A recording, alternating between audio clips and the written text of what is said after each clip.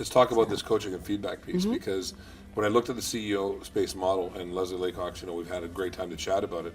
It was kind of really, there's a show now in Canada called The Dragon's Den, and there's one called in your Shark Tank, which is our guys that went over to, again, Canadians coming over, making it work in the States. Okay. The United States more. But anyways, the interesting piece about it is that it looked like there was these people saying, I'm looking for a place to invest. I'm looking for someone to invest in. And one of the interviews I was watching online was that they left the first CEO space, realized what they had to do, formed a team, came back with a business plan, a very surefire way, all pieces put together, and people were cutting people checks as investors. That does happen. Yeah, I mean, I'm not going to say it's happened all the time, but it does happen. That's very proactive versus what we see on the Dragon's Den, which is, basically, you're basically looking for roadkill and the odd good one. So what was your experience like that? And you know what, just to, I haven't seen your show here, but I have seen Shark Tank. Yeah. And I hear people say, I wouldn't give 50% of my company. I would. I have a different perspective. See, you and I, we share this same point of view. I'd rather have 50% of something than 100% of nothing. So I think people need to check the deal out and have a good attorney to make sure that there's certain protection for them.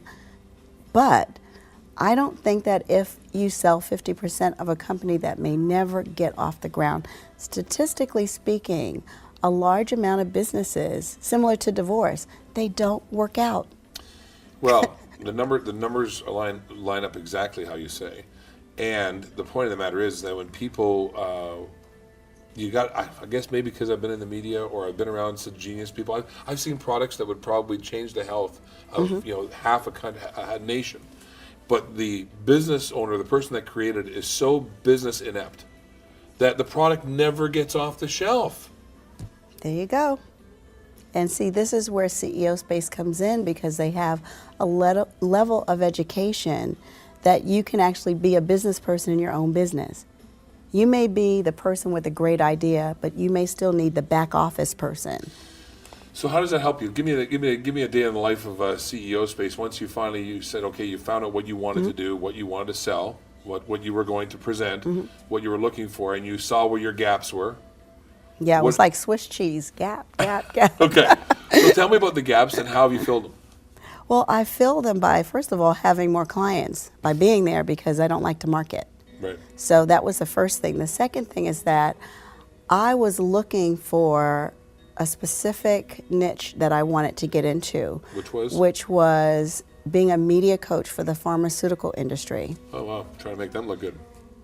And Sure. no. This is really funny. Yeah. I met a woman who walked up to me, sat down next to me at a table and said, what are you working on? What are you looking for? And, I'd love to be able to help you. And I said, well, I'd like to be able to be a media coach for Big Pharma. And she said, see that guy sitting there? And I kind of said it jokingly because I didn't think anybody would even know what I was talking about. She said, let me introduce you. I went over and talked to him, and you know what I realized? That is not what I want to do. I do not want to take what I've learned all my years working the media and give it to a company or companies that may have that magic pill that may magically take you out of here, because sometimes the cure that they're purporting to have is worse than what you have. So I got really clear for myself on what I wanted, but I did get a lot of clients, and I did put 2 deals together while I was there that I probably would not have known how to put together, would not have ever been considered. And one of the instructors introduced me to someone who had me speak at their boot camp, and I made $37,000 in 90 minutes. So to me, that was all right. It was time well spent. Yeah. Yeah. When you ended up in a moral dilemma. No, I didn't. I got very clear on what I wanted, so I didn't have a dilemma. Okay. Because some people would be caught thinking, should I or shouldn't I? You're just like, no, I'm not doing that. I'm doing this. I got clear on the fact that I didn't want to do that. Cool. But I had worked with a guy who was making $35,000 a day doing that, and I kept thinking, why isn't he taking me with him so he could at least split that with me? Right. And I was starting to become resentful of him, and now I really like him because I was like, I don't want that money. Right on. So Good for you. It really helped transform a lot of things that I thought were for me, and it just shows it didn't happen. It wasn't meant to happen. CEO space, what I get about it, I've not been through it all, so I'm on the outside looking in. But I'm a little critical, as you were, being in the media. You should be. Being invited to all these things and watching people sign up at the back of the room with the latest, greatest, I'm going to buy it and Well, walk that's home. one thing they don't do there. The instructors who are there are actually tithing their time. It's their give back. And while they're there, it's all you all the time. You sit and you eat dinner. It's not like you see the person on the stage and then they leave in their limo. When they get off the stage, they go and eat breakfast, lunch, and dinner in a room that's a buffet style. Their names on the table, and you basically go sit with who you want to sit with. Cool. And that's them. That's their give back. And they're not selling you anything. If they sell you, if anyone that works for the company hears that, they will be asked to leave. We will not have anybody back who, is not there as their give back. Toronto, you're here today. You're here to be here and to get this thing rolling here in Yeah. Toronto. It's kind of funny that it really hasn't taken. It's just starting. It feels like here. I mean, You think so? Well, I haven't heard of it, and I've been in the media for 8 years, and I've been through every, been approached by darn near everything, and all of a sudden, when Leslie, I guess I've known Leslie for a number of years, and she told me what she's up to, and I'm like, whoa. That's how I felt about people I knew. I said, why haven't the people that I know told me about it or invited me to it? Right. And I haven't run into them where I was in a position to say, What's why with didn't you tell me exactly? What's up with that? But I know people who have gone and they didn't tell me about it or ask me to go. So Right.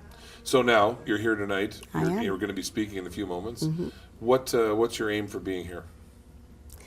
Well, the only reason I got there is because someone took a stand of what was possible for me in my life when I actually needed help, and I was acting like I didn't need help. I was acting like I was very busy and didn't really have time to hear about it, plus I had heard about it before.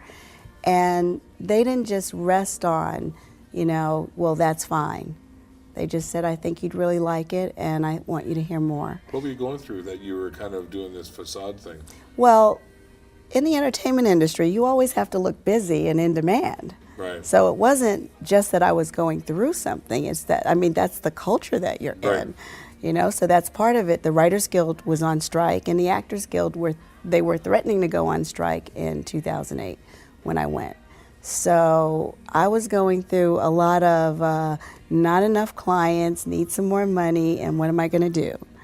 And had she not persisted and just taken the initiative to go the extra mile, I would have never inquired, to the point of finding out more and wanting to go. Because what I thought back in 1989 when I heard about it and what I was able to hear at a time of need for myself was totally different. For a lot of people, it's timing. It's the space in which we're in at the moment.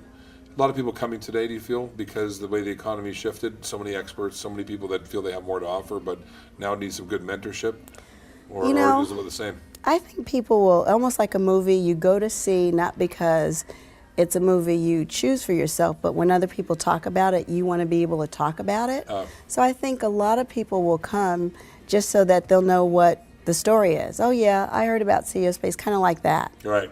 And they're in denial just like I was. Right. And I just think if something is for you, I think if it's divine right timing, it will speak to you. Right on. And if it is not for you, then it won't. I'm the last person to tell somebody to go. It took me 19 years. Yeah. So all I can really do is share my story and say, this is what it did for me. And, if you have any questions, you can ask me. But, in no way do I think I'm a person to say, you ought to go, this is for you. Only you know that.